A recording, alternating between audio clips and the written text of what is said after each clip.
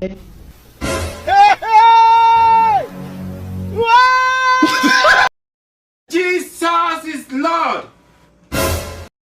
Non, non, gardons saisissement.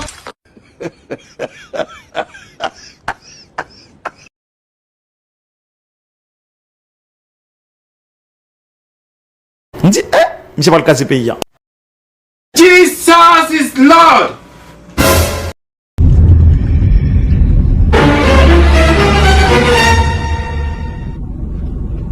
Jesus is Lord. Où est-ce que Jovenel Petit?